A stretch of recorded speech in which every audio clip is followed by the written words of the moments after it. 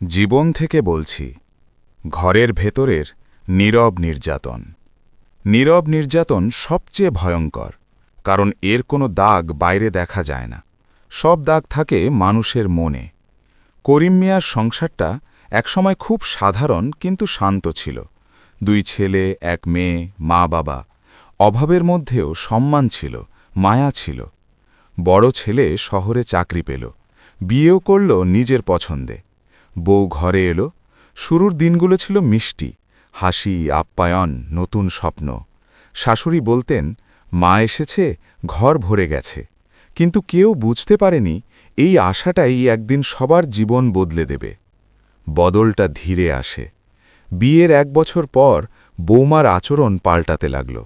সে আলাদা রান্না শুরু করল, আলাদা বাজার, আলাদা খাওয়া। বলতো, আমি কারো দায়িত্ব নিতে আসিনি। দেবরদের অপমান। ছোট 2 দেবর তখন পড়াশুনো করছে।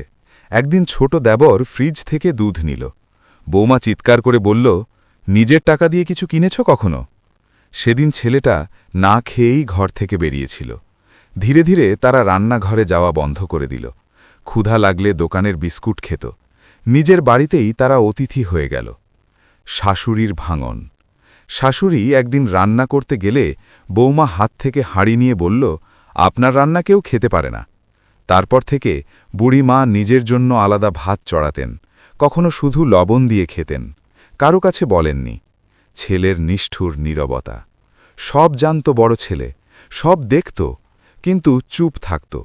কারণ বাসায় শান্তি চাইত। স্ত্রীর বিরুদ্ধে গেলে অশান্তি হবে। তার এই চুপ থাকাটাই সবচেয়ে বড় আঘাত হয়ে দাঁড়াল। অমানবিক দিনগুলো। এক শীতে শ্বশুর খুব অসুস্থ হয়ে পড়লেন। গরম কাপড় দরকার ছিল।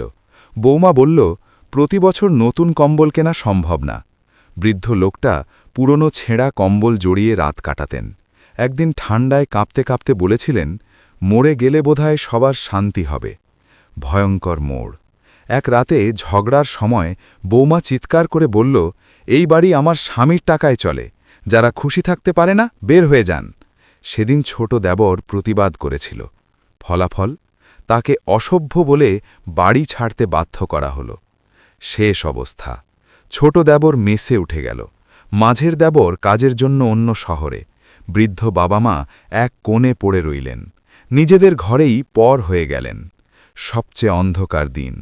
একদিন শাশুড়ি অসুস্থ হয়ে পড়ে গেলেন। ঘরে কেউ ছিল না। বৌমা পাশের বাসায় গল্প করছিল। অনেক দেরিতে হাসপাতালে নেওয়া হলো। বাঁচানো গেল না। মৃত্যুর আগে তিনি শুধু বলেছিলেন, সংসার ভাঙতে সময় লাগে না, মানুষ ভাঙতে লাগে। জানাজা হলো, দাফন হলো, সবাই কাঁদল, কিন্তু সেটা ছিল লোক দেখানো কান্না। কয়েক মাস পর শ্বশুরও চুপচাপ চলে গেলেন।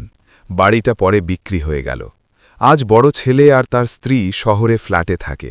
সব আছে, ফ্রিজ, সোফা, গাড়ি, আরাম। শুধু নেই মা বাবার দোয়া, ভাইদের সম্পর্ক, ঘরের শান্তি। আজকাল ঘর ভাঙে ঝড় দিয়ে না, ভাঙে স্বার্থ, অহংকার আর নিষ্ঠুর কথায়। নীরব নির্যাতন সবচেয়ে ভয়ঙ্কর, কারণ এর কোনো দাগ বাইরে দেখা যায় না। সব দাগ থাকে মানুষের মনে। ভিডিওটি ভালো লাগলে লাইক দিন, কমেন্ট করে আপনার মতামত জানান আর শেয়ার করুন।